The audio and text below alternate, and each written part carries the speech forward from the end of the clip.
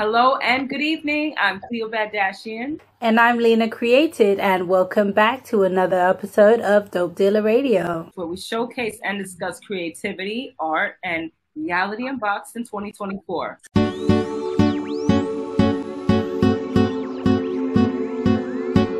Dope Dealer, vote bigger than your nigga. You gon' feel it when I hit you with the 1, 2. Dope Dealer, vote bigger than your nigga. You gon' feel it when I hit you with the Dope Dealer, vote, feel it when I hit you with the.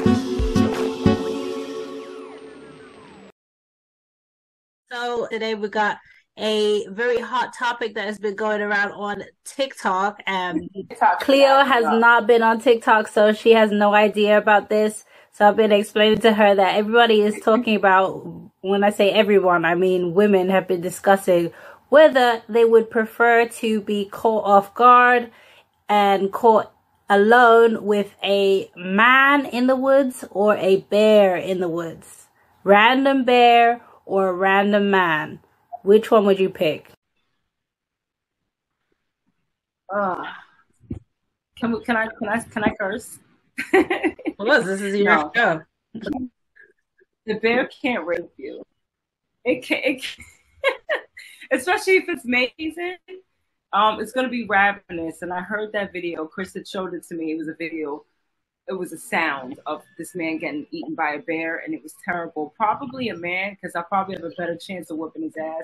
And knowing me, I'll go in there with a tranquilizer or something to shoot somebody or something down. So maybe the bear, because then it wouldn't be murder, and then I could just blame some hunters.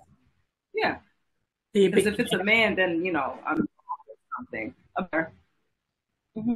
Yeah, when you think of that whole scenario, you think, okay, there is certain things to be afraid of when it comes to the bear, and there's certain things to be afraid of when it comes to a man. And it's like there's so many different things that you could be afraid of with a man.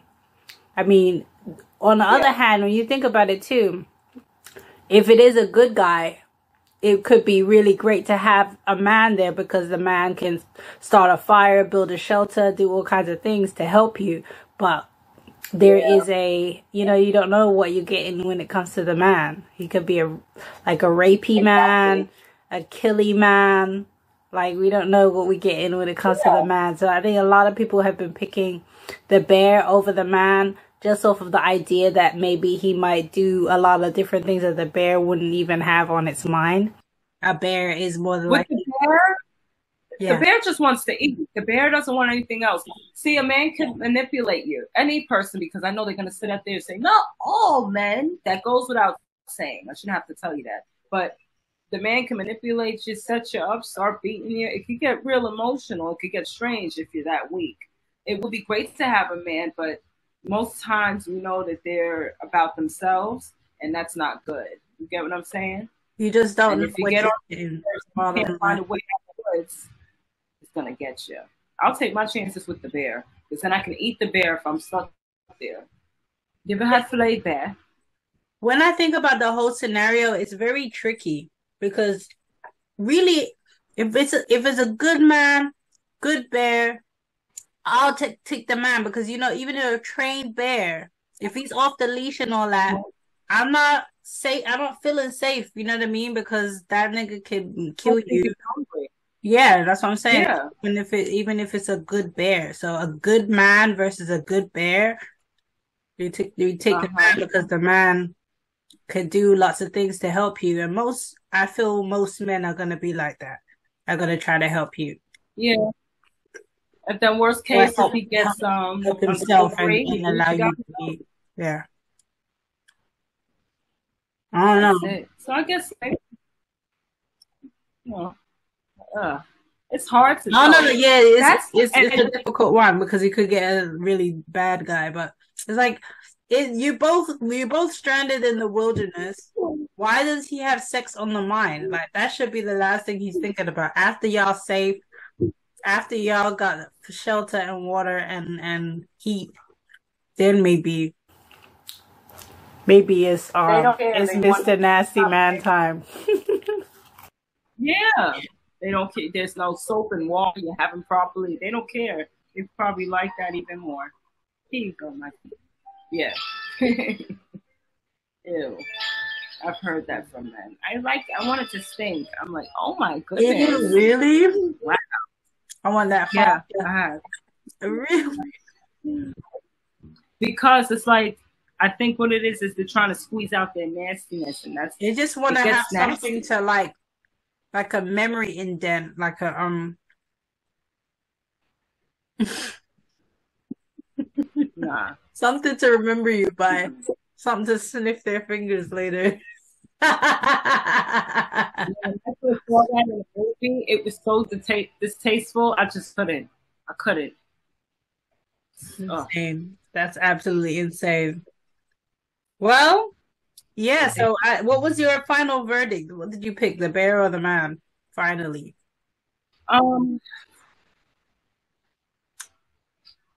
the bear. I could at least hide away. The bear could get tired. You know what I mean? Yeah. I don't want someone that tends to help me and then they could change on me. You want to, the bear can't fuck you. You know what I mean? It just can't fuck you. That's true. That is so true. Yeah. I mean, it could. Yeah. It could. It has the equipment, but I don't think it's not gonna be on its mind. It's not gonna be thinking of that. Yeah, I don't think it's gonna even think that you're a fuckable thing. You know what I mean? It's not gonna think of you that way. But you know what will fuck you? You ever heard? Do you know about that? A lot of people in the like water professionals. I forgot what they're called. I forgot what the name of the profession. Marine biologists. Yeah, the marine biologists. They all hate dolphins because supposedly dolphins are rapists. And they're not nice. Dolphins get high. They pick up the puffer fish and they all huff it. I think it's the puffer fish. They huff the fish and they pass it around and they get high. They do things like slap fish. Like I've seen videos. They do a lot. They're not nice. Yeah, because they know that humans, that they're different species and they're aware of what humans are. Yep. And I heard that they will actually try to have sex with you. They rape each other. They rape. Yeah. So yeah. Yeah. I've seen their brains. Their brains are humongous. Yeah, their brains are. I don't think they're that big. I think they're very They have a lot of folds, like more folds than a human being. So that's why they said that they're just as smart or smarter than us. I think smarter. I'm telling you, they showed a picture. I wish I brought it up. This is like the dolphin brain. It was pretty big, pretty big. It was very scary. I was like, oh goodness. Yeah, they are raping. They're raping. You have a warm hole. This is the dolphin brain. This is the human brain. Okay, you're right. It's not that much bigger. Yeah, I don't think it's bigger. I think they're just putting it side by side. I don't know if it's size wise it's the same. I don't know. But I know they got loads of folds. It looks like a brain with two thinking pads on the top. That shit looks like a pair of balls to me. That's probably why they out raping people. Yeah. When they talk with their head, for the dolphins, it's both. It's like that's all they think about. F and F and F and F and F and F. I gotta F. Come on, I'm up in this hot, wet water. You don't think I got? You don't think I want something? You don't want to get something on now? Come on now, baby. We have a announcement for this summer. We have a new release by Gelato, which is Cleo's alter ego. She has a brand new release coming out this summer, which is a hot track. It's called Blackout. So she's going to play a little snippet of the song, let y'all get a little taste. Gelato, 1 for the money, 2 for the show. Little bitch move, this shit about to blow. Cold ass bitch, got me on my New York shit. Big money, big deals, big wheels. And we don't give a fuck how a bitch feel. They tried it, took a chance for a sight, didn't buy it, never again. Keep it close, had to suit it up, boot it up. Hurt your nigga on the low, he like to toot it up and shoot it up. Get him out of here, we can't move like that. Got the rolling back, shit so fat, give him a heart attack. If you want to see more of my stuff on IG and go to Gelato Official with a J, J-E-L-E-T-O. That's what official. That's it. That's it. Log on and get your dose of gelato. Get your little serving. Get your little taste. And the track is gonna be out this summer. We have a couple of different products, different pieces of content that we found that we are enjoying and we want to share with you guys and see how you feel about them as well and share with each other, because some of these things we haven't respectively seen. So Cleo's gonna go first and share with us her first dope product. So listen, I didn't get to go, you know, I got the kids, you know, blah blah blah, but Gag City was everything. Yes, I'm a barb. It was just pink, pink, pink and fabulousness. It was a product that you could really drink up. And so Gag City would be the place that the barbs live. So she said in this city, there's a girl who's an artist and she sings.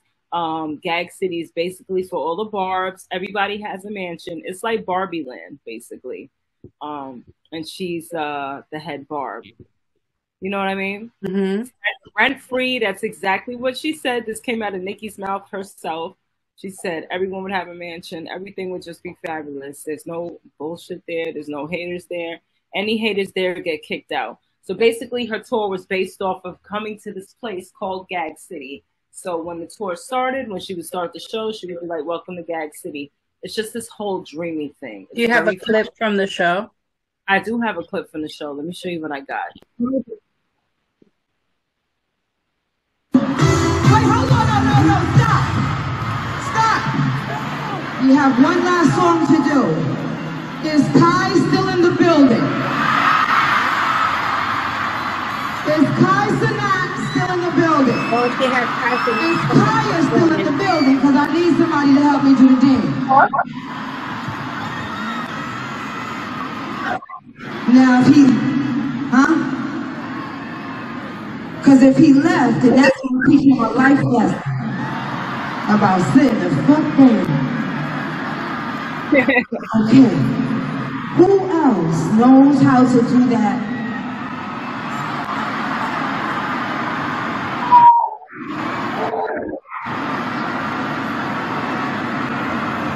Now, Kai, we don't got a lot of time left for you, brother. You got 30 seconds. Well, he should have just jumped on the motherfucking stage. Nigga gotta be. Oh, let's go.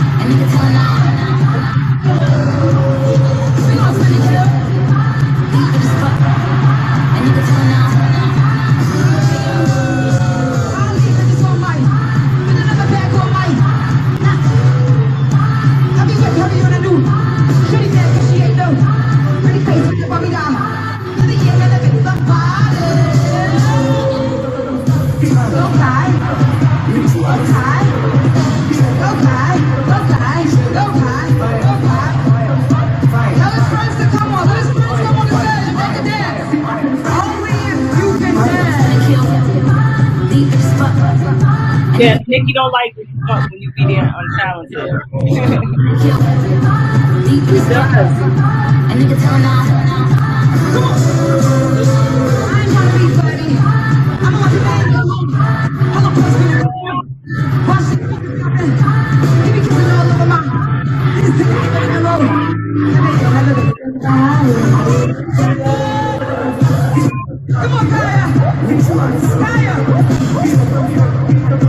She called it fire.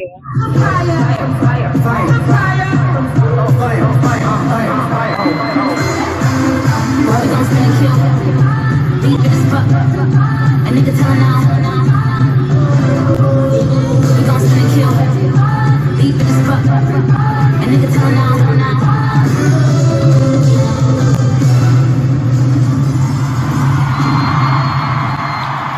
love you so much. Thank you, Kai. Thank you, Kai. Until next time, Gag City.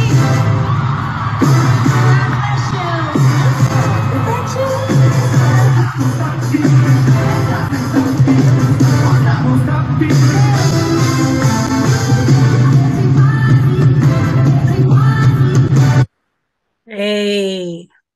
Let me tell you something.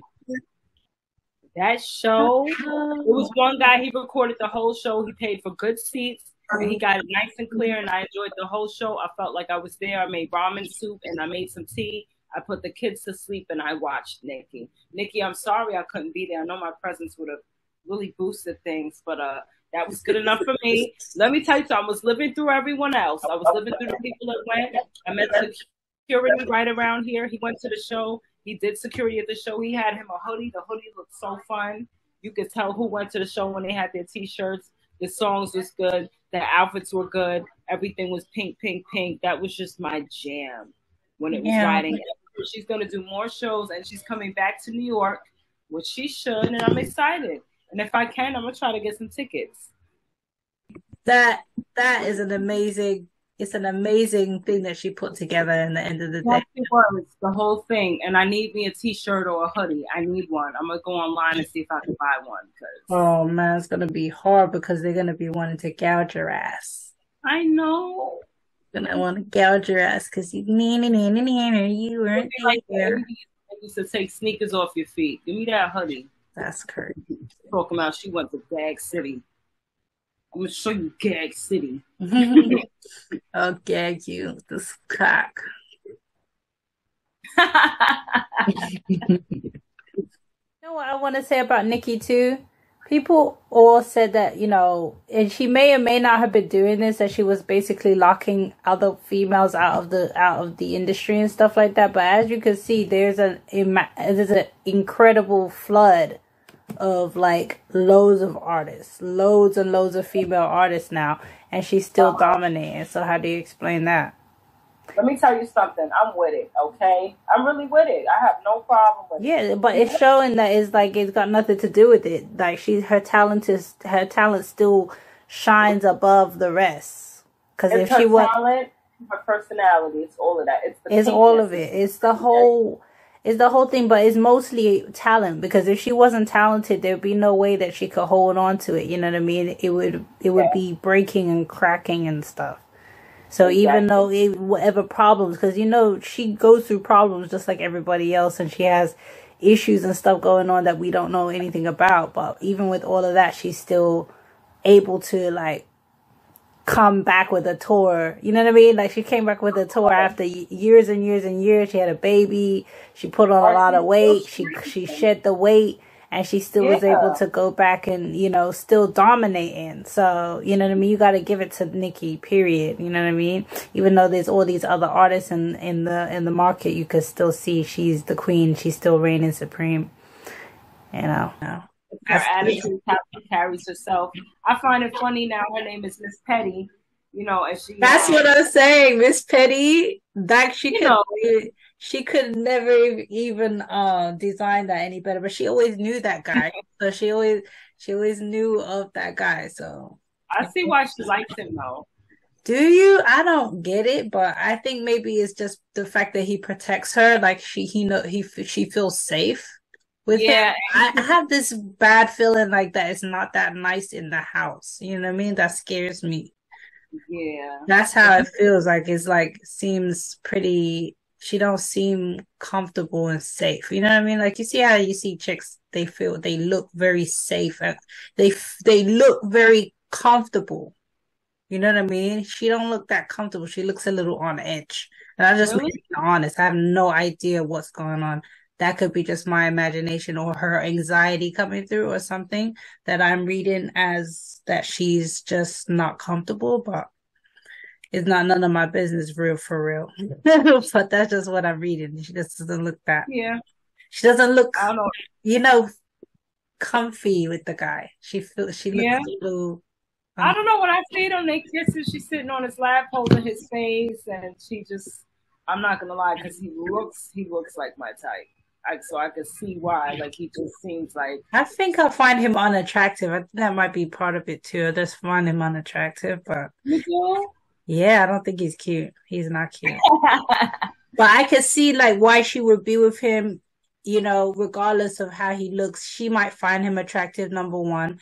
And number two is that he seems like a very protective and you know, guards her. He seems like that's the thing that I see. Like, he guards her body all the time and makes sure that she's safe and no one's gonna come and run up on her. He's very alert about what's going on around him and stuff like that. So that's I feel like maybe that might be a lot of why she loves him and why that's why I like it too, because I can see that in him. And I can see in her position why that would be important. You know what I mean? Very important.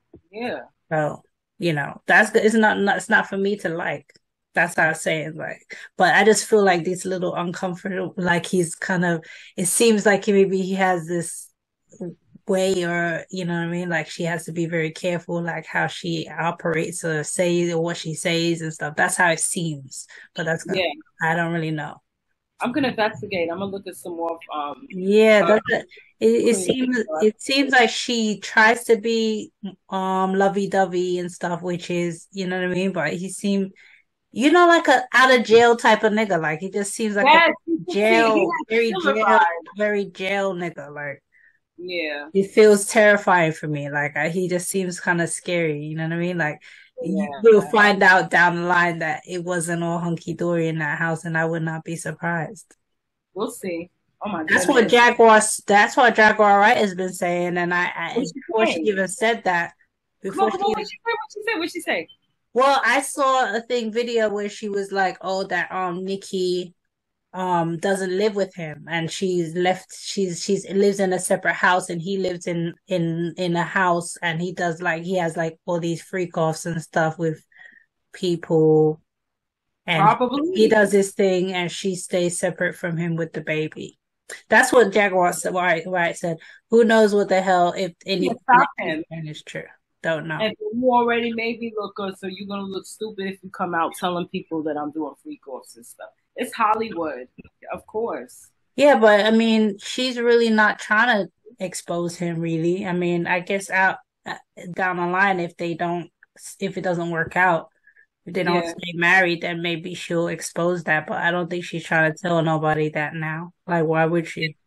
Nikki usually waits until you mess with her. Like, she okay, well, since you said that, I think at this point, I mean, the baby's still young. You know how it is when the baby's young, you're still trying to make things work and stuff. So, yeah. I don't know. I wish her the best. I hope it's not a bad situation, but it just doesn't seem very good.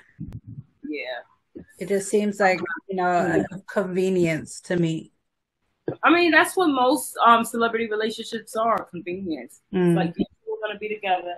They seem like they suit each other, but yeah, it's always definitely something else. Yeah, I think the suiting thing, I think it's just familiarity because they've known each other for so long, but it doesn't seem like, I don't know, you see all these little loves that you see like on, like, not to say TikTok, but you know, where you see these loves in TikTok. I'm going to show you a specific one in your, if you look at your TikTok, I just sent you one a little while ago. It's just, that's the kind of love that I feel like it seems more genuine visually, but, you know, you just never know what people have really going on, or how people's personalities kind of play out. Yeah, look at how he's treating her when he's trying to teach her how to roll her R's. That, for me, is love, because it's he has so much compassion for her. And he just finds her so adorable when she's trying, even though she's not doing it, she's doing it bad. Like, cause you'll be in a situation with a guy that doesn't really like you very much, and he'll be just taking a piss out of you, treating you bad, like acting like you're dumb because you can't do it and stuff. But it's a different situation. Like, even though she can't do it, and it's kind of important to him that she learns it, you can tell, but he can realize that she's just not figuring it out. Gorilla. She got her a decent guy. Yeah. So that's why that's what basically what I'm saying is, like, there's a certain thing Aww. It seems sweet, right? Look how he kisses her on the top of her You head. should see the one where he's taking her eyelashes off. He's like, he loves to help her to get ready for bed and stuff. I see it. Yeah. This is cute.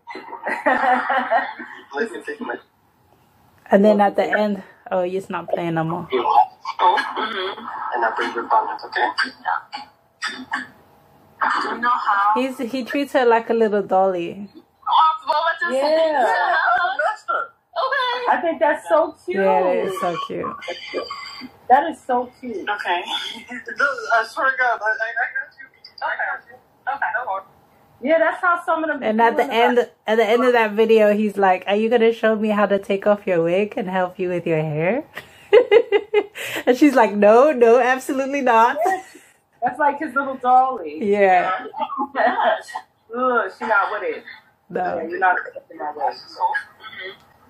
She's like, "No, that's just too much. I can't do that."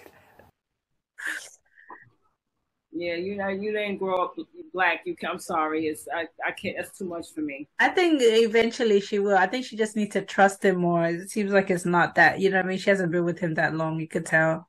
Yeah, but she don't really know where he's coming from with it yet. I don't think so. I think she's happy. She appreciates that what he likes that he's doing it and that he wants to and stuff like that. But she's feeling him out. You could tell. You know what? You're right, because what if down the line you find out he just like this is his zoo experiment or something? Right, like more experimental. Like, oh, let's see what it looks like and stuff like that, and maybe throw it back in your face, some shit like that. I know what you mean. I was at a club one time and it was all white Spanish people. You know, Puerto Ricans, Dominicans, you just call them that. But I say white because I let them look like me. Okay. And then the guy who was trying to talk to me, he kept putting his hand under my wig, like randomly. Oh, and yeah. I didn't say anything because, I didn't want to look like the loud black girl. So I was just like, okay, let me walk away. But that little that was definitely like a little test to see if you have real hair or not, or some shit like that. It was so rude. So rude. I would have just cupped his little tiny balls, like I'm measuring them to see. Ew, I wouldn't even. So gross. He put his hand right, and then he looked disappointed when he saw that. I'm like, hello? What you disappointed for? Yeah, that's what they do. People do that. I'm pretty sure one of your friends did that to me. Yeah, the one we always talk about. Don't say his name, but that one you always talk about. He checked my hair to see if it was real. When we went to Halloween. Oh my! Wait, I'm trying to. Oh, I know who you're talking about. Yeah. I'm not shocked. but I'm disappointed. But I'm not shocked. Isn't that sad? I'm not shocked. But yeah. Yeah, I've been through that with white guys, especially if these foreign guys. They want to just touch your hair. They don't ask you. They just put their hand in there because they're not scared of us anyway. And they think that we're used to it, like about scaredness. It's just about that we have a reputation to not wear hair, have our own hair. You know what I mean? So that's why they test that. This like white girls. That's like if white girls started always wearing butt pads like very often, they would start checking their butts.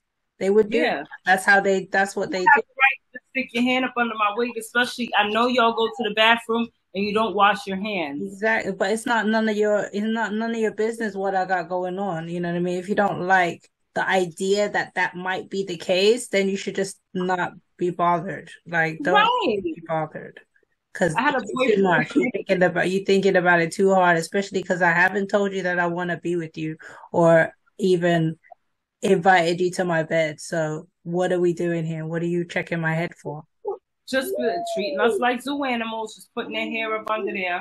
That's crazy. That's all it is. Yeah, weirdness. It's like when the white guy kept saying he kept calling me a thug, even though I was in a dress and acting very feminine and, just being myself. He kept calling me a thug.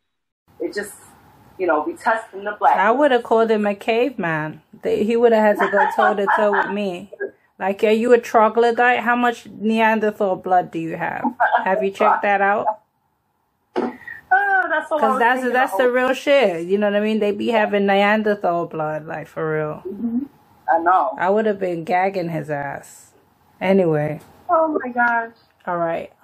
So my dope product is a podcast. Some of you may have heard of it. It's called the Joe Rogan Experience. And it's an episode where Terrence Howard went on to talk about some of his discoveries, his scientific discoveries. And some of you might not know that Terrence Howard is somewhat of a genius when it comes to physics, science. He's kind of examining science when in conjunction with metaphysics. So, and then he's actually able to explain it in a way that we can all kind of understand in pieces. Like, it's very complex, but it's still, you know what I mean, it's still based in ways that most of us can understand if you do any kind of sort of research about science, you know what I mean? Yeah. And anything that you don't know or don't understand, you can really do your own research and kind of come to your own conclusions about it. A lot of what he talks about as well. So it's kind of I really appreciated the fact that he went on there and the fact that Joe Rogan had him on, and that he got so much exposure for some of his thoughts and ideas, because a lot of things that he talks about is things that I've always thought about myself, and he was able to come with some different ideas that I never even thought of either. So I would like to share with you guys a few little clips from that appearance that he made on the Joe Rogan show. Yeah, because it was very refreshing, and he had the right audience, not like with The View. They were just like, what? What is he talking about? Right. And yeah, that's the thing. He's starting to present himself as a physicist now. That's the thing. It depends on in what capacity that you're appearing. Because people want to see you in whatever capacity they're used to seeing you. That's the problem. Okay, I'm going to share a little clip here of some of the main ideas. All motion is expressed in waves. All waves are expressed in curves. It always makes spirals. So because of the concept of gravity, and because of the concept of this event horizon, this super point of gravity, this infinite point that light can't even escape, that this exists because of the theory of gravity. And their math. Remember, they have a thing called zero. They go from 1 to 0 to -1. There is no zero to even think zero. So do you think that zero is a concept that came along with currency? It should be attached to currency in that regard, because in physics, it's either nothing remains still. There's nothing still in the universe. There's nothing that doesn't have motion, because everything is connected. So if one thing is still, everything that's connected to it has to be still. There can never be one thing still. Electricity tries to get to its balanced state. Right when it gets there, magnetism takes over and it pushes over. So there's this pendulum. And as soon as it gets to this state, it bounces off that other noble gas, and it makes its way all the way back over here, and it's about to have equanimity, and then it gets pulled back into the other direction. And that's the breathing in and breathing out, and the pendulum effect that we've all observed in natural phenomena in the universe. And that's a part of everything. Everything behaves that way. Every one of our cells. Comes down to our cells are made up of water, mostly water, 80%, 90% water somewhere. Water is hydrogen. Hydrogen has 12 vortices that's behaving with it, 12 opposing vortices. So what, in your model, what happens to these suns when they supernova? Everything gets old and die. Everything gets old and die. And does everything recompress? Has to. And you breathe out, what happens to that air? Another plant breathes that air in. So would this be the universe itself? Would it be galaxies? Would it be... Everything behaves the same way. So as the sun expands and projects and ejects particles, they expand. they go further and further from the sun, and at a certain point, they come back. Well, at a certain point, what do they hit? There's other expanding stars So like waves colliding. Yes, and retreating. from the other star systems. They have an expanding, what is the thing, the solar wind. They have expanding solar winds. So when they meet our star meets the solar wind from another star at that end of that spot.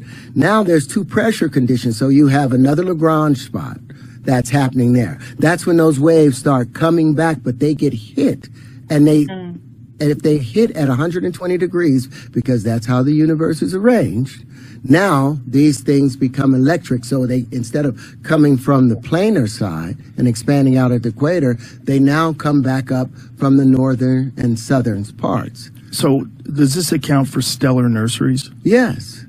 All of these things are just pressure conditions hitting each other. And they're causing that. That's where the Birkeland currents are running through, those higher electrical fields. But everything in the universe is just electricity. You know what I like about this the most is that he's always mentioning these scientific phenomena that you can go and research and know what the hell he's talking about. He's actually saying these. Right. He's not like leaving it all, you know what I mean? If you know it, you know it. If you don't, you don't. He's like actually educating in that way. That's amazing. And he's wearing all white while doing it. Go ahead, Terrence. Yeah, it's a good possibility. He's like part of the Masons, and that's why he knows everything he knows, and that's that simple. It's just confession time. I'm confessing. Yeah, that's what it is. Yeah. And we call it magnetism when it's devitalized, but it's still electricity. We call it the radiative side, it's the feminine side. And the contractive side is the positive, masculine side. It's a balance, and it's never been anything but that balance, and we've complicated it with a lie. If you're right, so many people are wrong. Everyone's wrong. Oh, well, the universe backs me up, and I have the proof of it. You have all these physicists that's saying something different, but none of them have 97 patents. None of them have introduced a new form of flight with unlimited mid-air bonding. None of them have discovered 4 supersymmetrical systems. This is what we've done. This is what the collective is able to do when you put yourself into the divine space.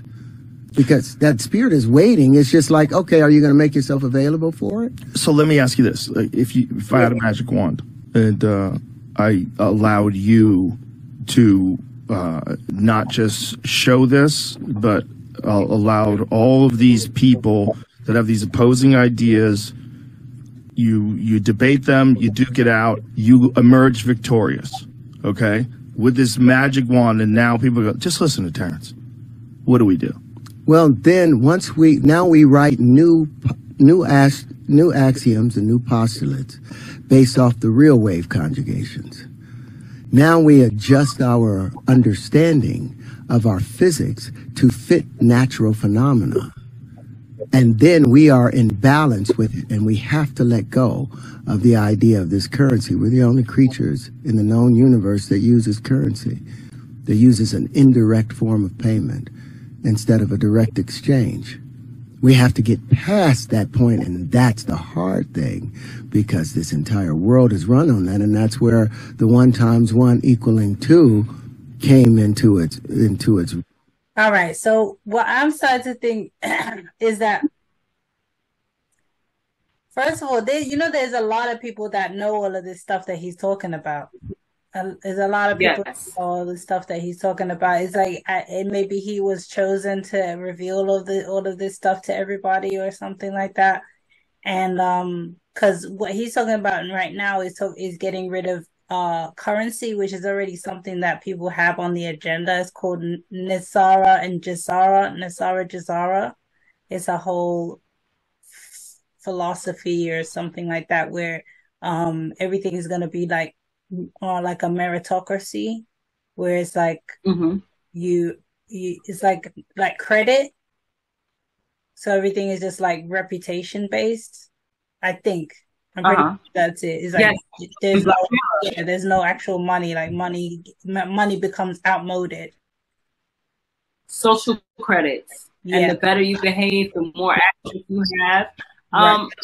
Yeah. Yeah. They have it in China. It's very scary. Man, he couldn't buy a train ticket because a court case. You know what I'm saying? I saw one where you have to basically scan your face. You have to scan your face, and if your face ain't scanning, you ain't doing nothing. Yeah, so this is a very complicated thing. I don't know. I don't know if that's what he's trying to do, what he's trying to usher in, or if he's a part of something, you know, that, you know, we don't know about or what. But I think it's really great that he's opening people's minds up to that. The main thing that I think is amazing about what he's doing is that he's open up people's minds that a lot of the information that we're being told is not actually accurate. Like a lot of things that are like supposed to be facts are not actually facts. They're all theories. Like majority of the things that we're talking about are theories, especially space and a lot of historical stuff is all kind of theoretical because not a lot of people. I mean, we don't really have facts. We don't really know. We have to make educated guesses based on evidence. And what he's saying is that a lot of the evidence that we're going by is just like estimations, and we need to be more accurate with how we're measuring things. No one's seen anything. No one's seen anything. Because I say that when I was small, I'm like, everything I learned is through a book. I'm like, I've never seen space. Right. For all we know, that's a big ocean up there, and you have to go 2,000 feet until you actually get to another planet. We don't know nothing. But one thing he's also including in what he's talking about is manifestation, because I tell people there's a grid around you. Yeah. Now, one thing that you can do to change your life is remember that grid is always around you, but you have to train yourself into remembering. And whatever emotions or thoughts you put out, imagine the color of the grid changing and your emotions attaching to it and sending messages out. Yeah. So that when you're attached to the grid, it gives you the ugly or whatever. You remember how you would say, be careful what you say because, you know what I'm saying? Yeah. It's what it becomes, and you were always right. I knew that when I was small, but, you know, adulthood kind of messes that up for you, especially if you've gone through stuff. It's logic that fucks everything up because it's basically like, oh, you have to be realistic. Like all this realistic crap is all about staying exactly as you are and not changing at all, you know? Yeah. Because nobody would hear me. Grown-ups would just shut me down, and I knew what I was talking about because everything I manifested as a child, I got for myself as a teenager. You know what I mean? Yeah. So then I was like, maybe I am thinking too much, and then I shut the program down. But bitch, I'm back. Bitch, I'm back. You know what I'm saying? Yeah, I got things to do. Wow. So yeah, a couple of different things that I remember from the episode was that he actually mentioned it a moment ago, and when he picked up that little device, remember when he picked it up, that was like a model of his propulsion system that he's proposed, and that basically is like several of the drone fans, those things that help the drone to lift into the air, those fans. So basically he has them on different angles. He has like 8 different propellers. Right. And they can pivot, and the controls allow you to pivot it. Yeah. Different things. And because of like the forces that are at play when they're actually spinning, and they're all spinning at the same time, depending on like what one is on and what's off. It's like a binary almost, you know what I mean? And maybe even the speed. I feel like there's a lot of different ways that you can actually use that thing, depending on the speed of each one of them. So you have different velocities depending on which one and what kind of maneuver you want it to do. You know, the possibilities are kind of endless, possibly. I don't know. It sounds so easy. It's just like, because you know how they have the fan boat down south. So it's basically the same thing. You have four propellers just pushing from the ground, and you can move them any which way. I think it's so awesome. I would like to see how it operates. We watch it another time, how it operates and like what kind of things it can do. Let's just watch a bit more of this, because what happens is that interview that he did with Joe Rogan is 3.5 hours long. So I didn't actually see the whole thing. And so this is like a 15-minute mashup of some of the ideas that he talked about. So I'm just going to skip through real quick. Well, the thing about currency is it's connected to technological innovation because of this unlimited potential for growth. And when you have an unlimited potential for growth, you have people that are extremely motivated to make massive amounts of money, and they innovate in a very high way. And then they also implement that innovation in the form of technology. But their technology is antiquated compared to mine.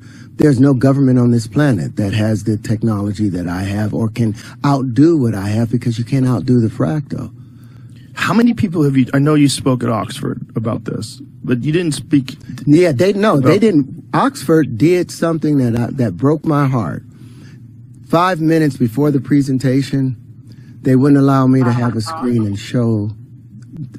Yeah, because they don't want you to reveal this information that you're talking about. They wanted to sabotage you, but it's all right. They're coming out anyway. No proof. Why? Oh, their computer was down. And I was like, well, you can use my computer. No, we have sensitive things attached to it. You know, I just need the projector. I don't need anything else, because they didn't want me to go and talk about this. And that's why I went out there and said, hey, those students would have had too many questions if you would have had some damning proof. They would have had too many fucking questions for them professors, and they couldn't allow that shit.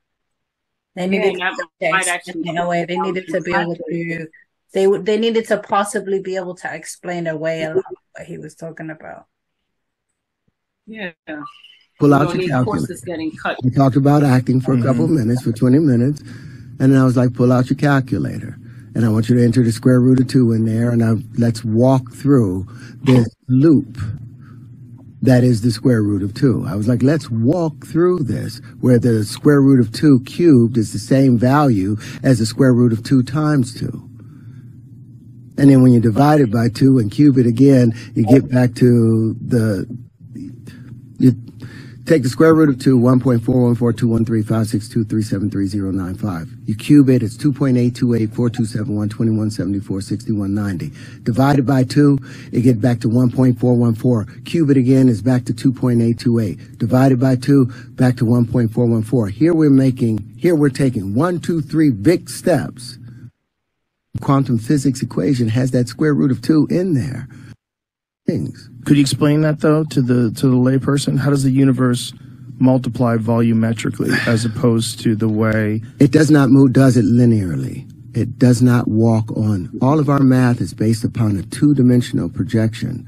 What they do in calculus, they will reduce the action of all things. They'll keep trying to reduce it down to one moment, because they believe Newton's first law that everything moves in a straight line, or everything is still until acted upon. They forget that everything is in motion, and that concert of motion is a necessity.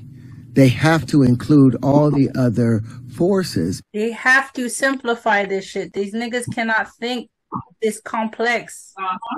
They can't think in a concert. You're talking about a concert. They can't think it that way. It's like when when you're talking to a man and a woman has like these complex thoughts that are like all connected with all these different things, and when you're talking to them, you can't go off of topic, otherwise they start devaluing your argument, because they say, oh, you're talking about all these different things, but they're connected, and there's a reason why. You know what I mean?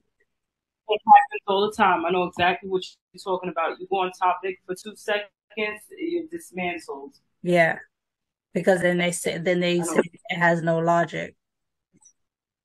Right. You have to be very careful with presentation in order to have equanimity in their equations. And so, how, in a practical sense, does this affect mathematics? Well, once we let go of Cartesian space and the 90-degree angles, well, picture this. Let's take another practical place. Look at a computer chip. It has all of these 90-degree turns on it, typically, where they run the electricity. Can you imagine running at 186,624 miles a second in one direction and you hit a wall, and you've got to stop, bounce off of that wall, and then you pick up your speed and you bounce off the next wall, and you bounce off the next and next and the next and the next. How much heat are you building up? How much friction is being built up from the interference in comparison to if it was just spherical? Just going around. It would build up no heat. And if you allow it to be spiral, which my patent was talking about, that first patent was talking about, you're able to... He talks a lot about the fact that we use a lot of straight lines and everything, and it's impractical, and it goes against nature. So he's saying basically on a computer chip, we should be using curves and circles for the circuits. Instead of yeah, because it's creating so much friction. Exactly. Very interesting.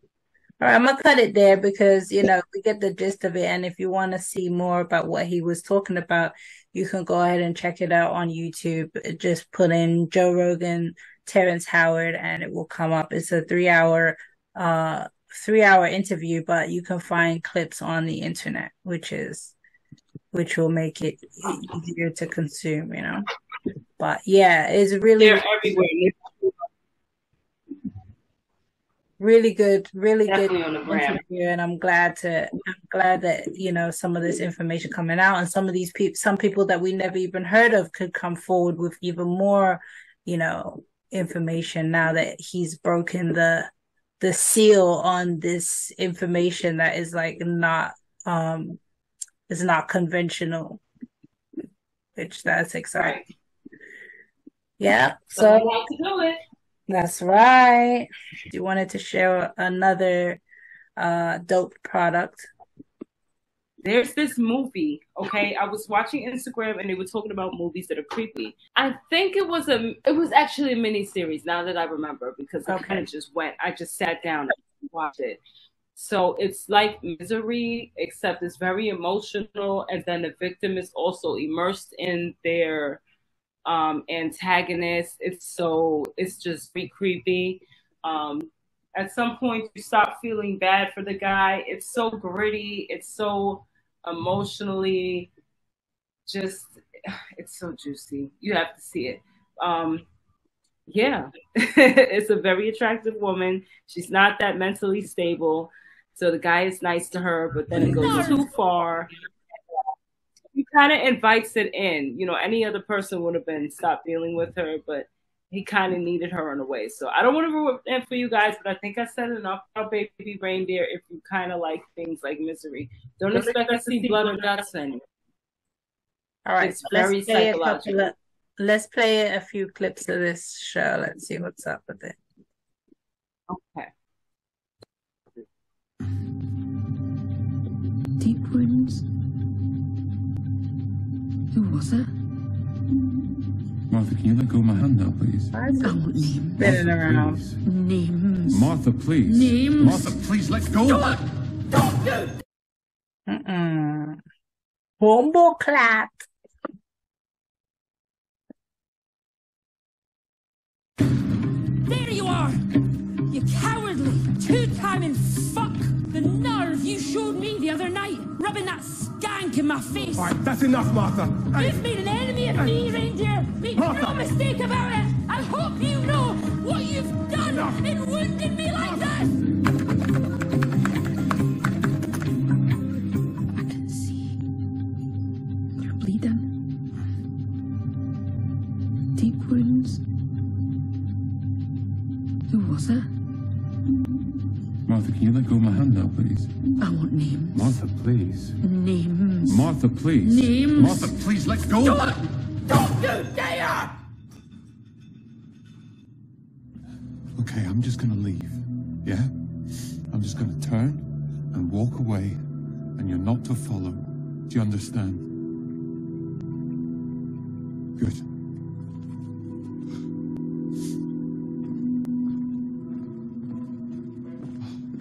I'm not playing here, Martha. Yes, you are, Mr. Blobby. Tag. What the fuck are you doing? Do you like Mr. Blobby? I'm Mrs. Blobby, because I'm always on the blob. Tag. Get off me, Martha. Tag. Fuck off. Tag. I'm serious, Martha. Get off me. I'm not messing here, all right? Keep your hands to yourself. Jesus.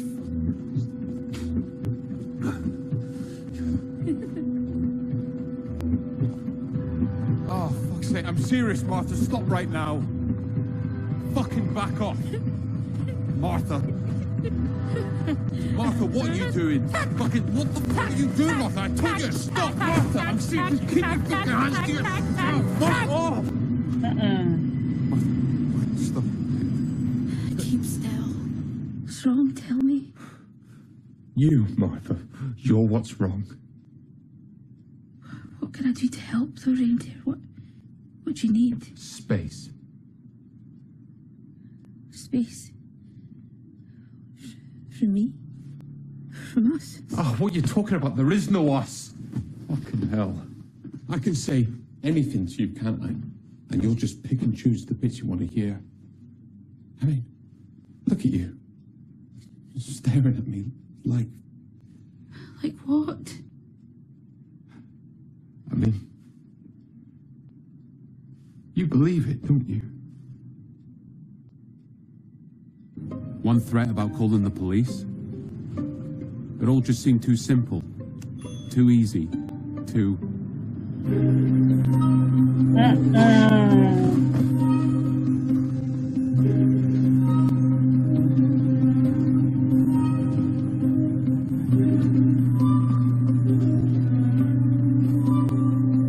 That's scary.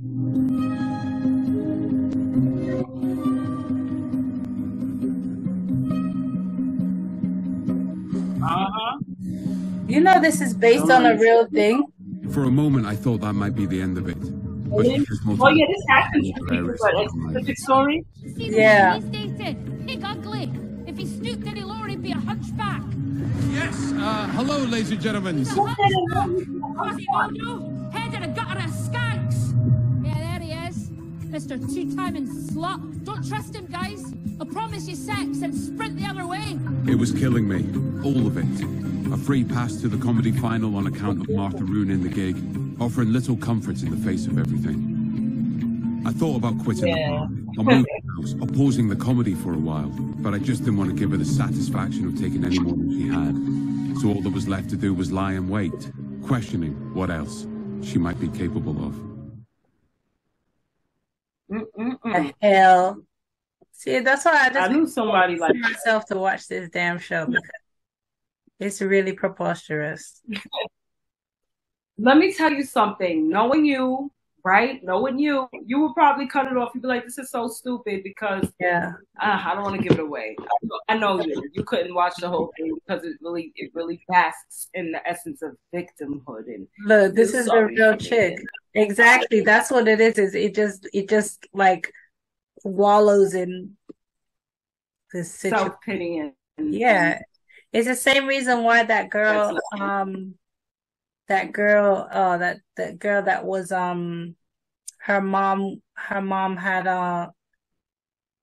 what the hell is that condition called where you Munchausen, the woman that just came out of prison because she was part of her mom's murder. You know what I'm talking about? What? Yeah. All right, let's play this real quick.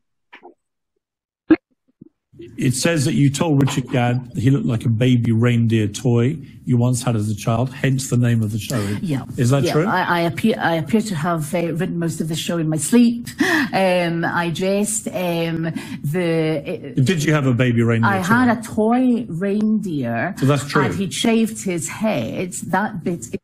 Richard Gadd has obviously encouraged people not to hunt down the people that can. It says that you told Richard Gadd that he looked like a baby reindeer toy you once had as a child, hence the name of the show. Yeah. Is that true? I appear to have written most of the show in my sleep. I dressed Did you have a baby reindeer I toy? had a toy reindeer. So that's true. And he'd shaved his head. That bit is true. And there were reindeers in the shops. It was Christmas time or something. It was a joke. So I have inadvertently penned the name of the show. Right. But that is true. That's true. That's a true fact. It says that you told Richard Gadd he looked like a baby reindeer. Yeah, so that's the real chick. She's not even hot, bro. Not even hot.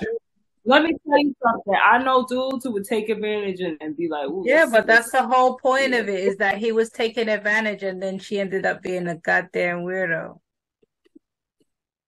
Oh, no, he didn't take advantage in the beginning. He was just be cordial and nice, but she took it too far. I've been through that before where I started to realize when you see someone's like that, don't be too nice. Just try to keep, because I did a video shoot for someone like that, and then he ended up thinking we were dating, and then making things up in his head, and he would send me horrible messages. You gotta be real strict. That's why I'm so strict. I'm super strict. You're never gonna have that confusion with me. As soon as I start seeing that you're not getting the hint, I'm just not gonna communicate with you. Yeah. Because we're not playing those games. No. Another thing that I saw that I wanted to share with you is a song on TikTok. It's like a whole phenomenon happening on TikTok. You've heard of the Tooth Fairy, right? Yeah. You've heard of Candyman. Yes. Imagine those two had a baby, and welcome to the world of the Dirt Man. The Dirt Man is a random song that an artist on TikTok came up with, and I'm just gonna share you the song, because me trying to explain it would never do it justice. I've got to share with you the song so you can get the idea. Nobody knows anything more than what the song is saying, so you just gotta listen to the lyrics, and that is just what the Dirt Man is. And so, and a lot of people have done like their own version of it. They've done duets and all kind of stuff with this song, and it's share it now. Play, don't be gay, or do be gay. Who cares? Who cares? We're allies over here. Where the hell? Why won't it play? So, guys. Yeah, it's a boy song. Dirt Man. Oh my God, it won't play. Guys. Can you hear it? In case he comes to town. What?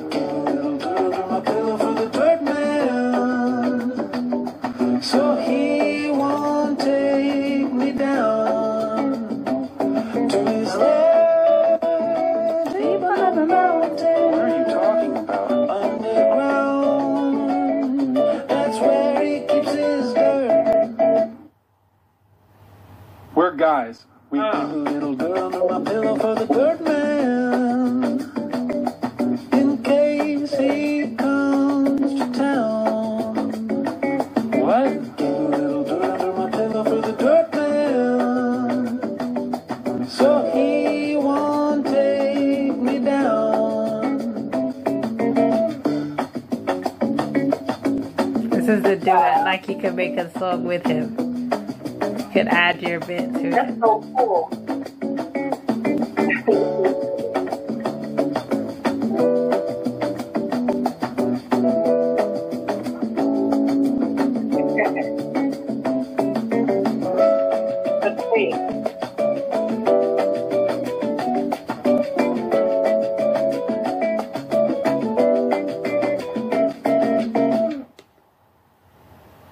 We're guys. We keep a little dirt under my pillow for the Dirt Man. In case he comes to town.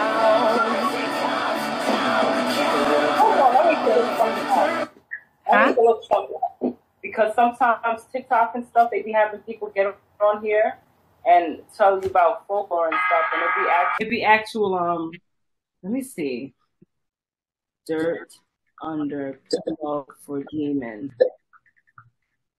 I bet I'm gonna find something. Oh my God, the man keeps coming up.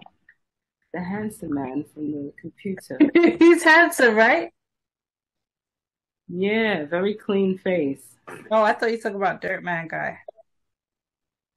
Oh yeah, definitely. He's got an interesting I don't facial see him. mix. He looks like he might be Asian and different kinds of Asian, like and white. Different kinds of Asians mixed together.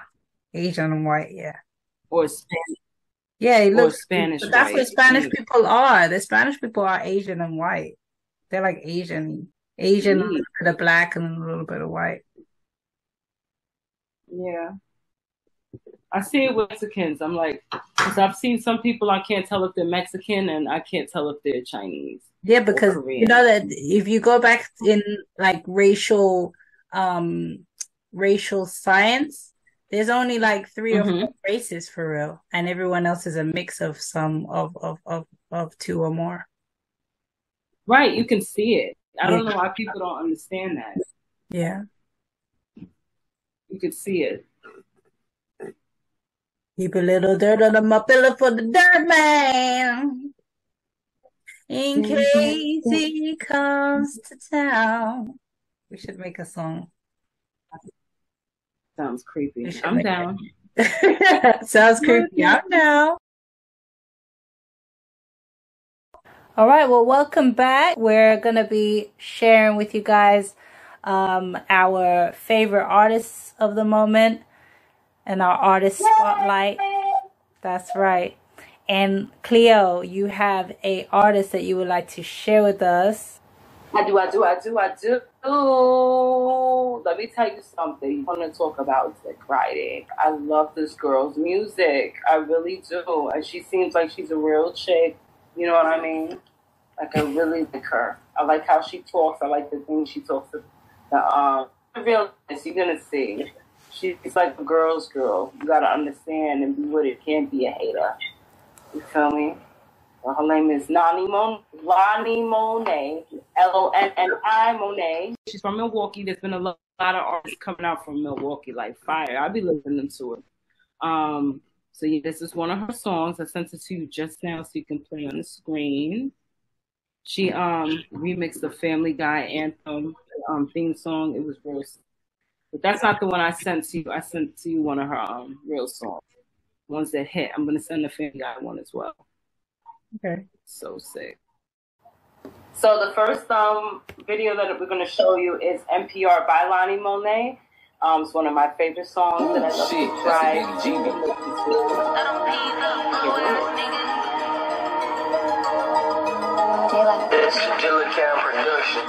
Money, power, and respect, I got all of that. My brother said our head good, but our kitty whack. You don't want to get into it, we be getting back. We be shooting down cap, turn on final light. If I don't shoot to the heads, they gon' wait for it. I got that shit that make you pray for it. Shroom headies lined up by Bayshore. That's your nigga, come and get him, y'all should date more. I got rackies in my hand, rackies on my body. Bitches talking shit, they cannot fuck with Lonnie. I don't want your man, he all on my line. Don't get confused, I gave him back last time. Money, power, respect. Oh, I love a check. Baby, can you get up on your knees and give me neck? I don't mean to flex, I really am the best. They call me Big P, so why you bringing up my ex? Money, power, respect. I ran up a bag. I don't want your nigga if that's something that I have. Broke hoes stay mad, bad bitches get glad. Talking about a walk, bitch, you sitting on your ass. Gotta check the time. If it say 5, then we beat her by 9. Hoes wearing panties, but they never had a dime. I don't talk down on bitches, I just make sure that I'm fine. Tryna run a business, so we do that 9 to 5. Tryna run these niggas, they just really waste of time. If I don't write, I can really lose my mind. We tryna get rich, bitch, we really on the grind. But look, bitch, you ain't doing shit that I ain't do. Making boss moves really on my P's and Q's. Really fuck the ops, all them bitches finna lose. Hoes in the works, all I hear is bad news. He said I look good, gon' put a bag on it. We buy new whips just to shake our ass on it. NPR, I'll put a tag on it. Yo, bitch is a bum, gon' put a rag on her. Fresh new kicks, had to put them with the produce. Still screaming, fuck my ex, that was old news. Niggas on my body, shit, I thought that's what the clothes do. Bitches fake, so I watch who I get close to. Stew every day, I talk shit for a living. I remember all days we had to stew in the kitchen. Bitch said I run my mouth, I told the little bitch to listen. I don't do shout-outs, hoes will never get a mention. Only do pop-outs if they pay. What you say? You want to play some of the Family Guy? This one is fire. Oh, yeah, okay. You gotta, yeah, that's the second link. It's so sick. I like Lonnie. She's fire. She's a girl's girl. The only people that don't like her are the hating actors. She don't say nothing foul. I likes her. And she's pretty. She just put on some lip gloss and some lashes, and she's good. Yeah, she's a cute girl. And she's very consistent with her work. Yeah, she's very consistent. Like, she posts every day, probably 3 times a day, twice a day. She's right on it, and she gives the people what they want. I would go to her show. It's not an artist I would go see. I would go to her show. She hyped as hell. I don't know. I feel like it's not really my type of music. That's the only thing. But she's a cute girl. She seems like she picked a great beat. Yeah. You know, I like ratchet. I like ratchet stuff. I like ratchet stuff too. I just feel like she seems a little new, so maybe that's what it is. Yeah. I don't know, but I'm excited to see what she comes, how she develops and stuff. I'm not sure why the sound was going in and out. Was it supposed to do that? It kind of was, but I figured it was smooth on your side. That's why. No, like what I was hearing was like it's almost like it went from like the actual recording to like in the house or something. It was a little odd, but I'm not sure if it was on purpose. All right, let's take a look at the second one. Okay.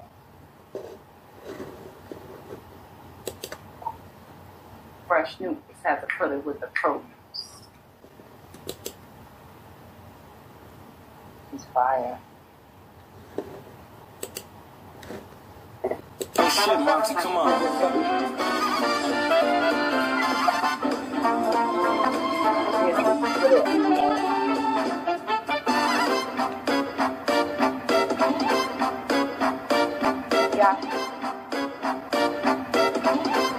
No, Monty, stop. You don't got a new bitch. Alright. Last time I checked, bro, niggas on my type. I like them well done. Bananas alright. I would clock the tea, but I don't even got time. Baby, what's the hype? You can come and see. Thick little bitch, yeah, you wanna fuck with me. Bad backing on the stage, got me fucking up my knee. All out the sunroof and we throwing up them peas. Bitch. Y'all forgot to think. When you see me out in public, bitch, don't forget to speak. I got labels on my line like every other week. Your face ain't like mine, bitch, everything you need. I'm finna pop out, how I'm really getting to it. All about my business like Nike, I'ma do it. Baby assholes out here looking like Stewie. Niggas talk that shit on any beat, I'ma chew it. Boston, this bitch lit as fuck with all my bad hoes. Bum hoes know how we get it, they blink wrong. I told that nigga stop calling my phone, hear that ringtone. I look like going back and forth with Miss Rhinestone. Type of bitch I am. Bitch, you can't be. Remember that hoe every time you feelin' shady. Going crazy on you hoes, but you know. I'm sorry, what you said? No, the girl rapping after her is RBE Steph. She's part of a group of female rappers. Okay. So are they part of the same group? Mm-hmm. No, Lonnie does her own thing. Like, Lonnie's just like, she's too big to be part of a group. No offense to Steph, but yeah, Lonnie's on her own. Okay. Yeah. Mm-hmm. Lana. Are they from New York? They're from Milwaukee. Yeah, that's what I was gonna say. They don't really sound New York. Okay. Yeah. They call me Durag. Scary hoes see me, they tits up like it's free pay. You thought you won a race, but you can't laugh. I thought I told you hoes last time you can't win. You just pulled up in the Honda, bitch, I'm in the Benz. Rack racing, catch your pops up and down Lisbon. I'm a bad bitch, you hoes uglier than Megan. Ass so fat, it'll probably make your daddy cry. Got your daddy, uncle, brother fighting, that's a family guy. Yeah. That's a family guy. Hoes out here looking like Stewie.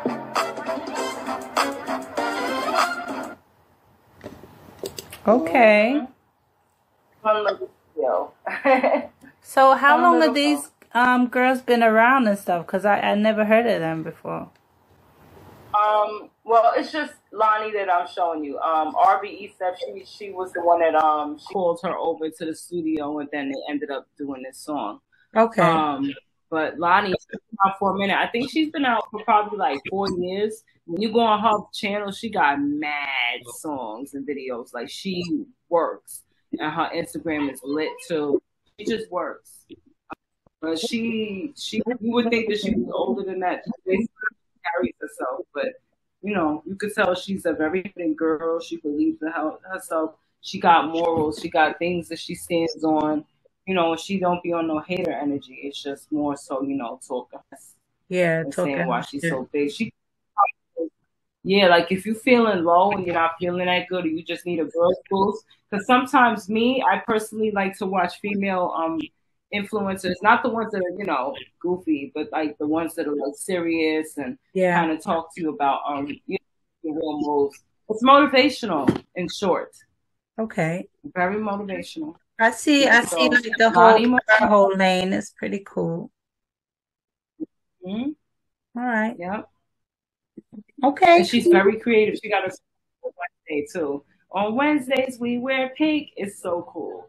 She knows what she's doing. Okay. All right. Yes, so that's my artist. Yeah, my artist spotlight is Claire Saffitz. Have you heard of Bon Appetit? It's like a brand, like a magazine, or you know, they talk about food and stuff like that. It's like food recipes. I might have. Recipes and things like that. So yeah, so Bon Appetit have a YouTube channel, and about 6 years ago I discovered their channel, and then they had this chef called Claire, and they have like a whole group of chefs, all these different chefs, and she caught my eye because she does this thing called Gourmet Makes, where she actually gets like a snack that everybody loves, you know, from, you know, always loved, like Twinkies, Doritos, like American snack foods. So, and then she remakes them with gourmet ingredients, and she like basically reverse engineers it. She's amazing. She's like a food engineer. She like reverse engineers any food just based on the ingredients that are on the back and stuff like that, and she just recreates it using like healthier options and stuff. Takes out all the chemicals and things and makes it taste better than it was tasting before. So this is an episode where she made a Hot Pocket from scratch. Okay. Ow! Oh my god. Ow. Hey everyone, I'm Claire. We're in the BA Test Kitchen, and today I am making gourmet Hot Pockets. I've never had a Hot Pocket before, but I do remember the commercials and how delicious they looked. It's basically, it's inside out pizza, right? It's reverse pizza. In my mind, pepperoni pizza is the kind of like original or classic, but is that right? Who ate these as a kid? Is it pepperoni like the classic? Okay. They call them sandwiches, Hot Pockets brand sandwiches, which seems dubious. But it's like melted cheese and pepperoni and a crust. Like pretty simple, actually. So I've been told that the flavors of Hot Pockets like go into the dozens. So this is what was available at a nearby grocery store. There's like ham and cheddar, meatballs and mozzarella, 4-cheese pizza, lean pocket. Seems kind of sad. Feels very easy to gourmet. Just use really nice cheese, use really nice pepperoni, make a dough, put it together, and like there's no way that it won't be good. Do I have to freeze them? Because so these come frozen. So I'm just thinking, I don't have to have them frozen, but they should be fully baked and then reheated, right? All right, so it comes in these like sleeves. There's 2 in a package. I'm not terribly impressed by the look of the pastry on the outside. Oh, wow. After you cook it, you pop this thing down, and it's like a little carrying case for it. Cooking time on high, 2 minutes. Ooh, I'm excited. It smells good. It smells like canned tomato or like tomato paste and dried oregano. Have you ever had one? Do you want to try it with me? I've never had one either. Yeah, 1, 2, 3. It was hot. I know. I'm kind of intrigued by the pastry because it's kind of bready and flaky at the same time. Oh yeah, there you go. It seems. That to me says that there's 2 big sheets of pastry and that there's like filling goes in and then the 2 sides are getting pressed together. The pepperoni is very soft, which to me is a little bit off-putting. But in general, there's nothing wrong with this food at all. This is perfect. I mean, in theory. But it's good. Sola, do you have a minute? I was told by Dan that you have an interesting Some interesting thoughts about Hot Pockets. Well, they are going to be microwaved and frozen, right? That was a question I had. I was like, do I have to freeze these and then reheat? Yeah. We managed to get dry ice because the freezing's going to take a long time, and I'm trying to wrap this up in like 2 days. Well, I was telling them that you can actually buy the paper to make the sleeves to get the crispy. Really? Yeah. So you can buy this basically to create it. Oh my god. And then you can have a little crafting too. Yes. Where do you buy it? Like online? Online, yeah. What an interesting development. Can we order some of this? Rick, you're not busy She's making so like 8 brave cookies right now, right? Rick has been working on holiday cookies like a madman. Meatballs and mozzarella, ham and cheddar, 5-cheese pizza. Let's do the meatballs. Oh, okay. Wait, there's a 5-cheese pizza and a 4-cheese pizza, which I didn't notice. Ooh, look at the pastry on that one. It looks like it has some like spices on it. So this is advertising that it's a garlic buttery crust. If I do the pepperoni, I still want to do a seasoned garlic buttery crust. All right, so from here she's gonna basically experiment with it. Move this over a little. She's gonna experiment with the materials and the cheeses. She's gonna show us how she's gonna make the butters and the pepperonis and stuff. It's very close to So right now she's dehydrating something. Okay, so here's that tomato sauce. We're gonna discard the basil because that's done its job. She's making the tomato sauce from scratch from the tomato. That's how you do it. Here's my thingy.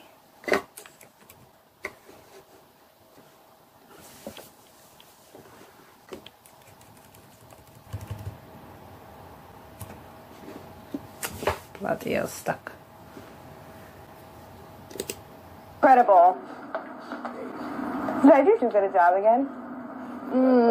They smell so good. They look so good. How good do these look? They look so good, right?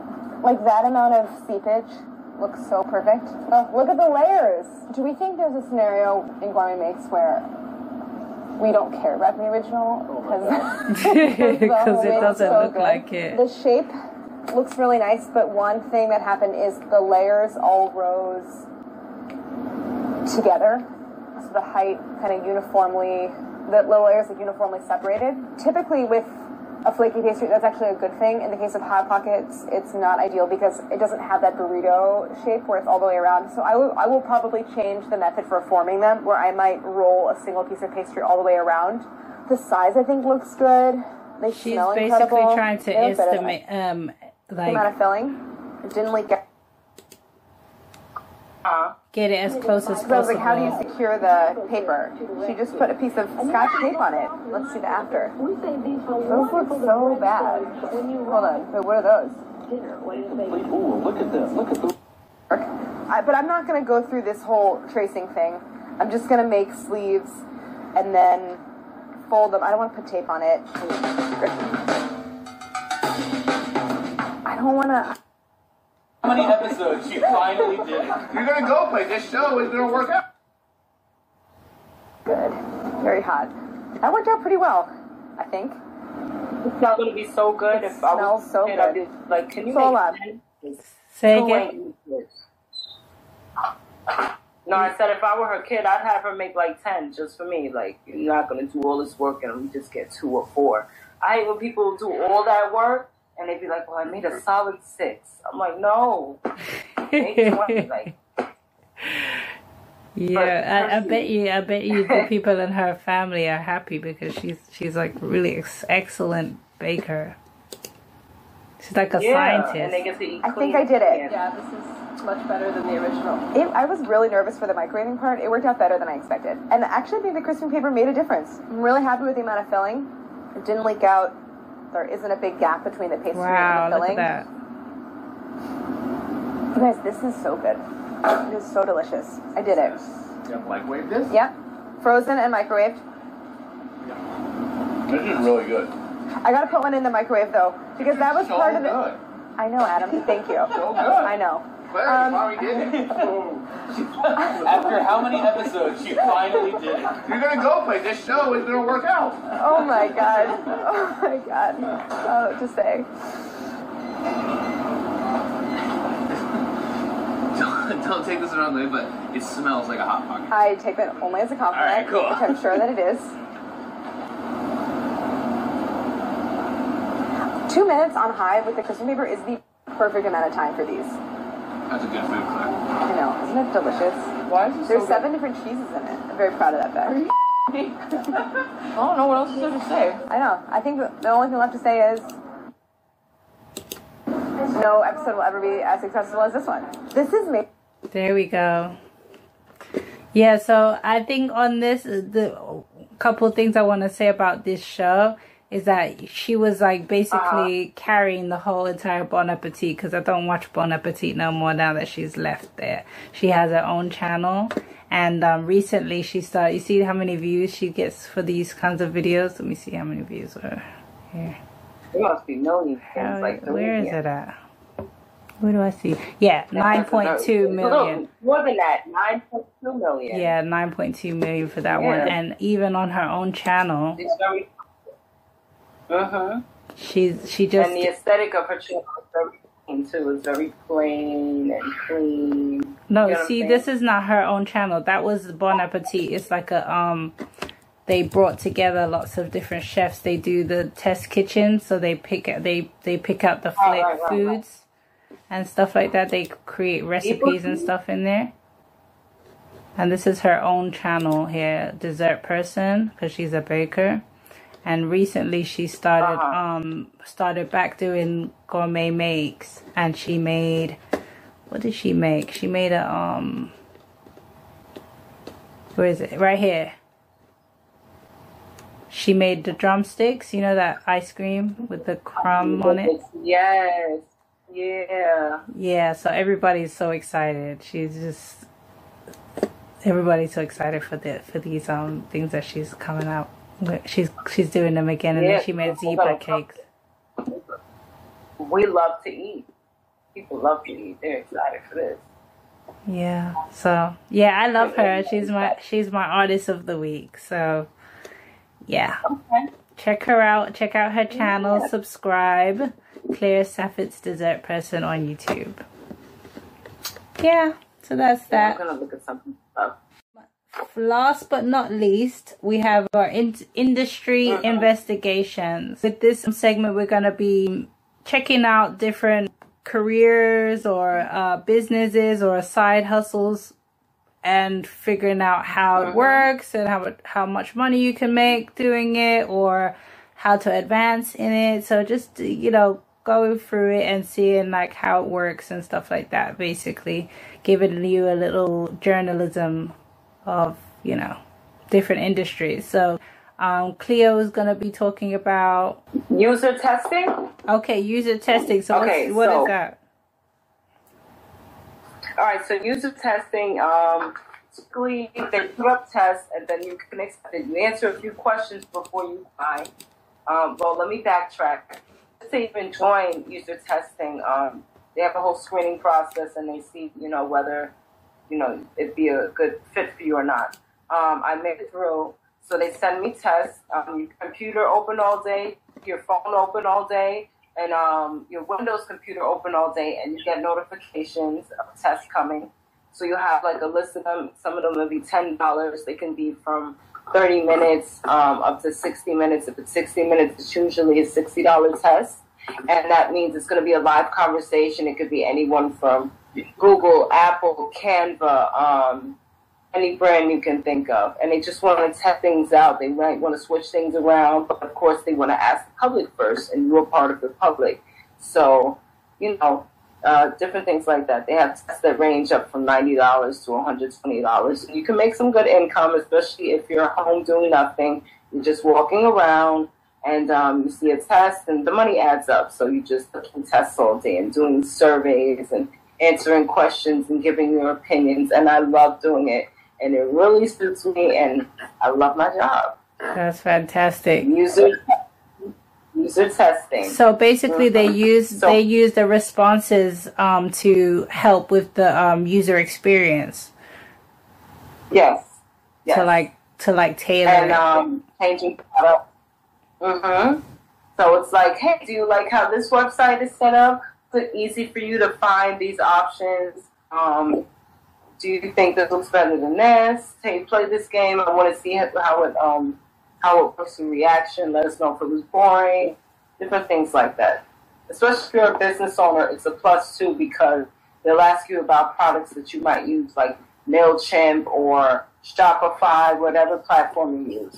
Especially if you're an IT professional, you can go over this as well. They have a lot of questions. Yeah, and it's probably really good if you actually do use these things to actually be able to give feedback, and maybe they'll make those changes that'll make it easier and better to use. So that's good. Maybe the fun part, after you take the test, you see some of your suggestions in these applications or on these websites or in the product, and it makes you feel very involved. It makes you feel like somebody, and it gives you points too. That's good. That's dope. You should start recording, like, you should start recording on your side the different suggestions that you're making to these companies. Is it NDA? Do you have like that you can't reveal that you've made these suggestions? Yes. Some are, yeah. Yes, especially if it's like with, I don't know if I should say their names, but like top companies that be like, shh. Oh, I see. I didn't know. Yeah. I was going to say, maybe you could just say, record yourself having those conversations and then show when they make the change and stuff. That's pretty cool, but I guess you can't do that. Yeah. Yeah, but that's good. And you know that that's like you're working alongside the user experience people. Those are the people that like work in software companies and stuff like that build out the experiences that they have. Yeah. And yeah, they're just like a focus group. That's pretty good. Yeah, and it is, and they got another site called Focus Right, RITE. They send you tests as well, so some tests could be $200, $300. I haven't been on that too much because I've been busy with user testing and making some good coin. So, but with the Focus Right, you can also try that as well. I think it's called Focus Right. Yeah, Focus Right. They send you things. You might have to go to an office downtown and do the test. It might be live on a computer, maybe through Zoom. You never know. That's another website you can use. So let me look up in my email just to make sure I'm giving you guys the right name. And yes, it is called, it's called Focus Insight. Forgive me. Focus Insight. INSITE. That's good. As Insight. Right. But I think you also have to have a membership. You might have to pay because this is information people aren't telling you where these high-paying tests are. So I don't blame them. But I'm going to give it a shot because I don't want to miss out on any money. I'll let you guys know how it goes. Yeah, keep us updated as to how that works and stuff like that, so we can all hop on it if it's fire. Yeah. Okay. All right. So that's amazing. What I've been doing. What I've been checking out is the nonprofit space and community service type of thing, NGOs. So I've been working with my local community center, and basically I've been volunteering to learn about how everything functions and stuff like that. So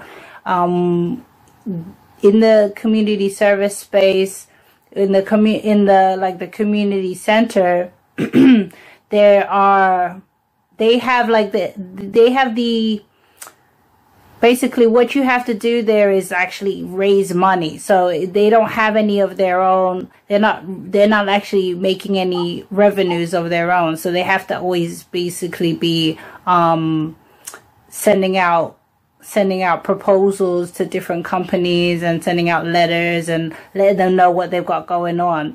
So what I've been helping them do is like basically put together all of these letters. So they already wrote the letters, but when I go to look at the letters, I start seeing, okay, they're approaching different companies of different sizes, and based on the size of the company, it dictates like what they ask for. So it's all requests, letting them know, like, first of all, the first paragraph of the letter is like, oh, this is the type of company that we are. This is the type of organization we are. This is why we're doing it. This is who we serve. And this is what we're going to be doing for this period of time. And we would appreciate any help that you can offer. And then at the end of the letter, it has like a breakdown of everything that they're going to be paying for, like what they're asking for. What their ask is, they break it down. Okay, this class and this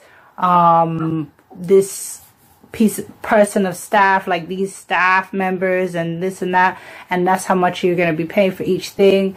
And that's basically a request. And then you might see a bigger company, they're going to have more lines of things to pay for and a higher bottom line. And then you'll see like a smaller company, it might be £300 for the small company, and for the big company they might ask for like 12,000 or 30,000. It just depends on the size of the company. And that's one thing that I noticed about that. Fish for grants as well? Say again? Do you guys fish for grants as well? Yeah, so those are donations. Those are donations for the letters. When they send out the letters, it's for donations. And the grants, they have to do that online. Like a lot of them are online. So you got to fill out like these proposals.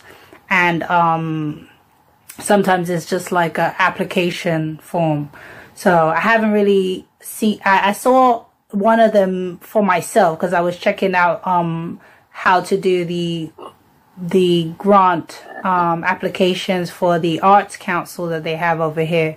So that is like an extensive thing. And you actually, for the grants, for the arts grants, you have like 2 chances to do it every like couple of seasons. So you have to actually wait a couple of years if you fail to get your grant. You have to wait until basically like you get another opportunity, which it doesn't come around for another like few seasons. So that's why you got to be real careful. You got to know what you're doing. So that's why I'm really in this taking the opportunity to see how it's done and stuff like that, and really understand what I'm doing, so that when I'm doing it for myself, and also they give you support in the community center. They give you support as well, as far as building your business or anything that you need in that realm.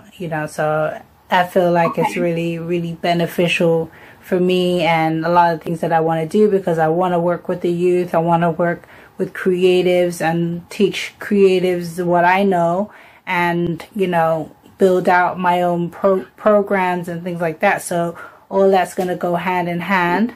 And I learn how to, if I start my own NGO, which is a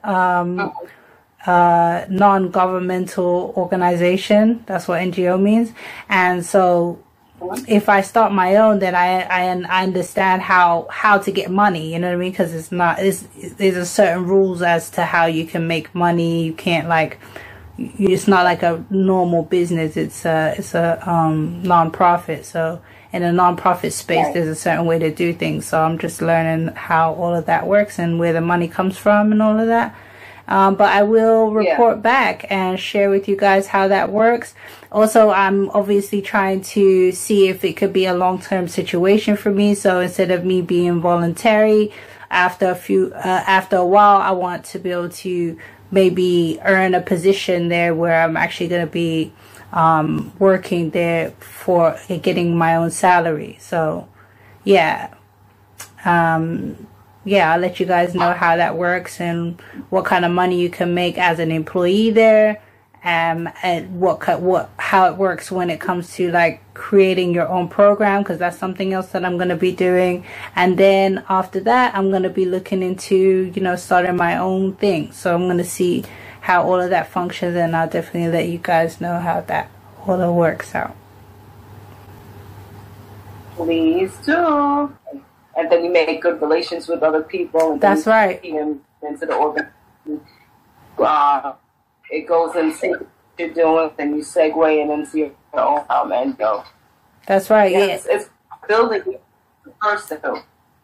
Yeah, that's the thing. That's one thing that I noticed in when I started my entrepreneurial journey is like, you know, in 2015, I thought I understood everything, but I only understood it on a basis of me creating something and putting it out there and trying to find customers, but I didn't understand the whole idea of community.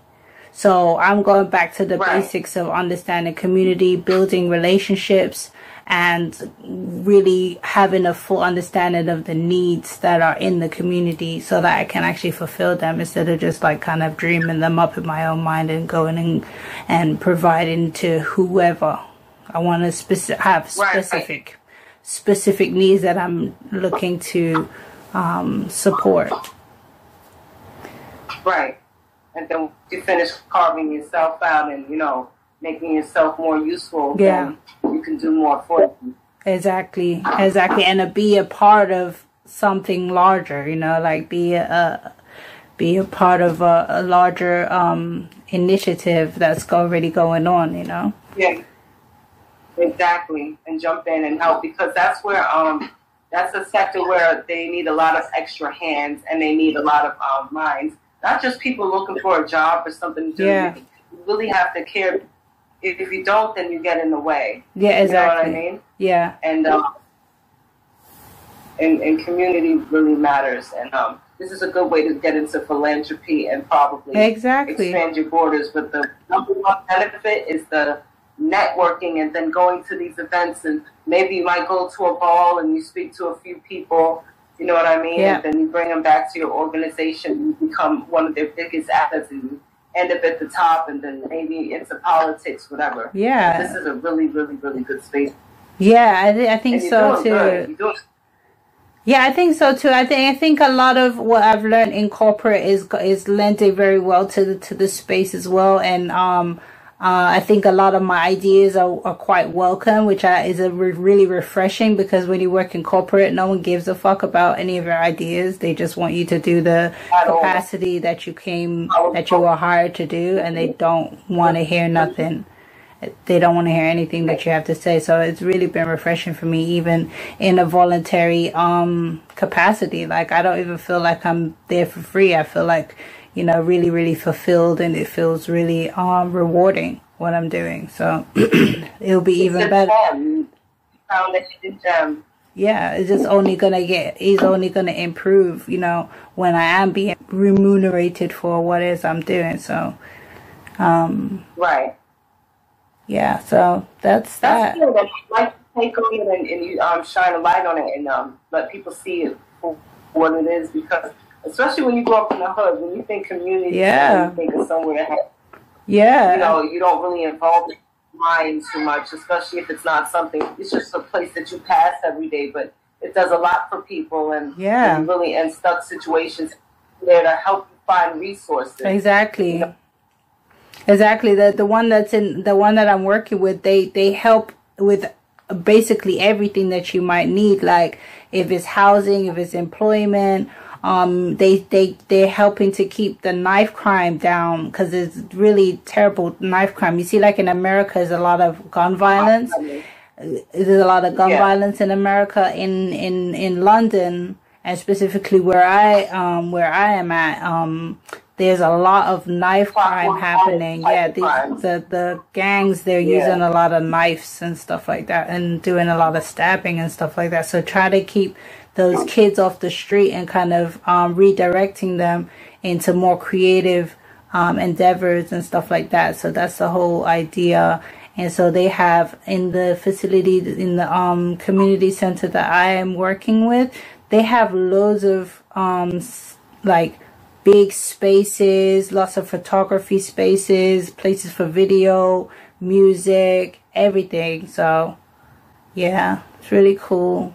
And yeah, I'll be reporting back to let you guys know how that's all going. Yeah, so yeah, when I was in the mall, basically, because this is where the community center is, like upstairs in the mall. So I was downstairs in the mall, and I seen the guy. He was at the table. He was at a table, and he had like spread out all of the different programs that they have and stuff like that. And I was with my daughter.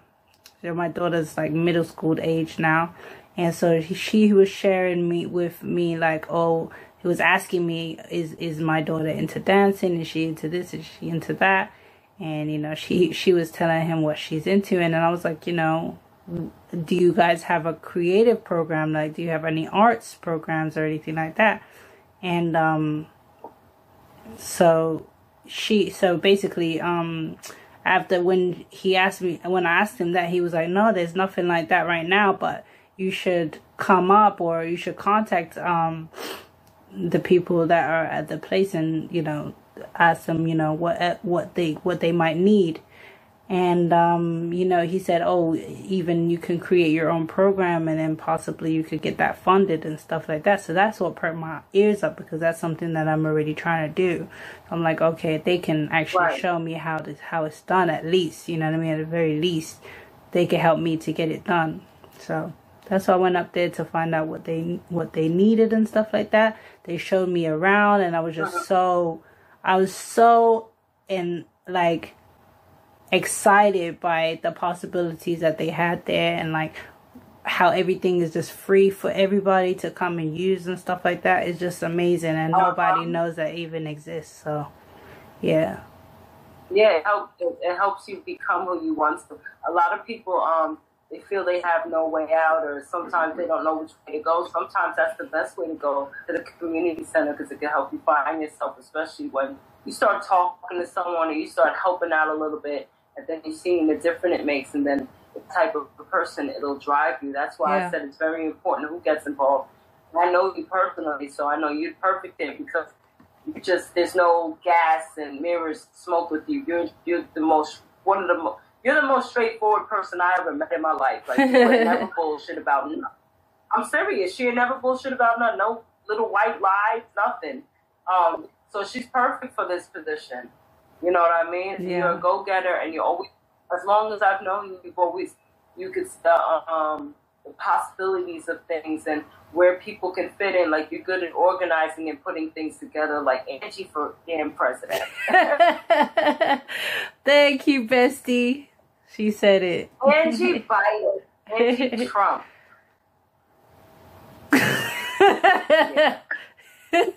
Yeah, that brought the vibes down a little bit. I'll take the money, though, the Trump money. I'll take Trump. I'll take Trump. I'm sorry, I don't like Biden. Biden's half dead.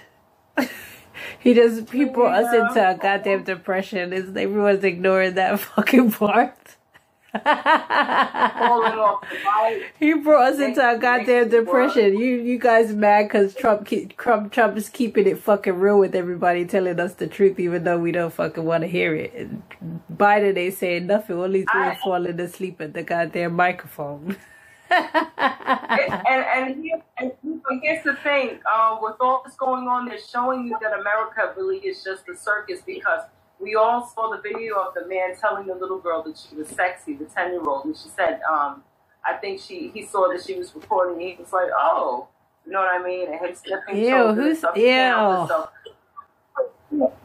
He's been doing shit on the goddamn video. You saw him call black men. He called black men super predators. Like, he was all part of all of that. He was a part of that. And so the fact that you're calling Trump a racist, which he might still be. I'm not no fucking fan of any of these goddamn politicians. I want everybody to know that. But if it's a choice between these niggas that's sitting there lying to you, straight up, not telling you nothing, not telling you anything of any importance, and just telling you what makes you feel good, versus somebody who's gonna tell you some real shit. Maybe he has a bunch of bullshit mixed up with his real shit, but there's some real shit in there, and he doesn't give a fuck about your feelings. He's just gonna straight up tell you. Like, that's how I prefer that. You know what I mean? I might not want to live with the man. I might not fucking like the man, but at least I could appreciate like him being real, like about what the fuck he's got going on or how he feels about things and shit like that, and not fucking lying. Yeah, because then you can make an informed decision about whether you want to back him or not. These niggas, they just say whatever they feel like saying. Yeah. Yeah. Anyway, all for that. Fuck them niggas. Anyway, you know, it's been an amazing episode back. I love the new format. Delicious. You guys let us know if you enjoyed the new format where we share with you guys some of our favorite things that we love in the market right now, and we share with you guys what we're doing as far as careers and making money and what we've investigated and found out. Please let us know how you found the episode. Anything from you, Cleo? Yes, don't forget to go on our IG at Dope Dealer Radio, Dope Dealer TV Radio. You can follow me, Cleo Badashian, or LinaCreated. If you have any suggestions, questions, even if it's relationship stuff, we'll see how we can fit it